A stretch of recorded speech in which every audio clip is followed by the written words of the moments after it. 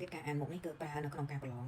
នៅសម័យចិនបុរាណគេប្រឡងមិននៅពេលដែលមានការប្រឡងមន្ត្រីរាជការគឺគេមើលការអានមុខដោយសារហេតុផលអីជំនាន់នោះវាមានការដាក់ CV ឬក៏ប្រវត្តិបុគ្គលទេហើយភាគច្រើននៅពេលដែលមនុស្សកើតនៅក្នុងសម័យសង្គ្រាមកើតនៅក្នុងសម័យវឹកវរណាមួយថ្ងៃខែឆ្នាំកំណើតក៏អត់ចាំទេហើយចាក់ស្ដែងដូចខ្ញុំអញ្ចឹងអត់ដឹងថ្ងៃពិតប្រាកដម៉ោងពិតប្រាកដរបស់ខ្លួនឯងកើតទេអញ្ចឹងអត់អាចទាញជោគវាសនាបានឬក៏សមត្ថភាពពីកំណើតរបស់យើងហ្នឹងក៏មើលអត់ដឹងដែរអញ្ចឹងហេតុផលនេះទើបគេយកការអានមុខជាឯកសារសម្រាប់បុគ្គលដែលគាត់អត់ដឹងថ្ងៃខែឆ្នាំកំណើតពិតប្រាកដហើយមួយទៀតថ្ងៃខែឆ្នាំកំណើតក៏គេអាចកុហកបានដែរគេអាចកុហកបានដែរគេអាចភូតភរបានប៉ុន្តែមុខអាចភូតភរបាននេះមុខមនុស្សគឺអាចភូតភរបាននេះអញ្ចឹងបានគេយកមកករណីដែលវិភាគសមត្ថភាពរបស់បុគ្គលឧទាហរណ៍បុគ្គលនឹងធ្វើតំណែងជា marketing ឬក៏ធ្វើជាថ្នាក់ដឹកនាំតើលក្ខណៈសម្បត្តិគាត់ហ្នឹងអាចគ្រប់គ្រងលុយបានអត់ឬក៏ខ្ជះខ្ជាយឬក៏មានបញ្ហាអីអត់អញ្ចឹងគេតាមរយៈការអានមុខហ្នឹងឯង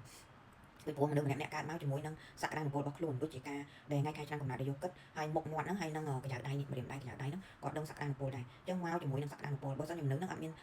ជំនាញសក្តានុពលត្រូវនៅអាជីពគាត់ទេគាត់ធ្វើបានល្អទេអញ្ចឹងពាក់ព័ន្ធនឹងគ្នាដែរហើយមួយទៀតសំខាន់មួយទៀតការសម័យចិនហ្នឹងគេម្ដាយក្មេងគឺអានមុខកូនភាសាប្រុសអានមុខកូនភាសាប្រុសដើម្បីដឹងថាកូនភាសាប្រុសហ្នឹងតែចូលមកផ្ទះរបស់ខ្លួនហ្នឹងគឺនាំសំណាងល្អមកដល់គ្រួសារខ្លួនឯងហើយជាអ្នកដែលមានលុយឬក៏មានមុខមាត់ប្រកបមិនមែនជាអ្នកមានលុយខ្លាំងខ្លាយអញ្ចឹងគាត់ប្រើជំនាញហ្នឹងព្រោះអីវាមានភាពសំខាន់ណាជួនកាលបុគ្គលហ្នឹងគាត់អួតថាគាត់មានលុយតែផ្ទៃក្នុងមែនតើគឺគាត់បានតែអួតទេគាត់អត់មានលុយទេហើយនឹងតើបុគ្គលហ្នឹងអាចមើលថែកូនស្រីគាត់បានល្អអត់គឺមានដល់ថ្នាក់ប៉ុណ្ណឹងបងប្អូនដែលគេមើលទៅដល់លក្ខណៈបុគ្គលលក្ខណៈរបស់កូនប្រុសដែលត្រូវចូលមកផ្ទះគេឬក៏កូនស្រីដែលត្រូវចូលមកផ្ទះគេហ្នឹងគេត្រូវដឹងថាអាចថែរក្សាទ្រព្យសម្បត្តិឬក៏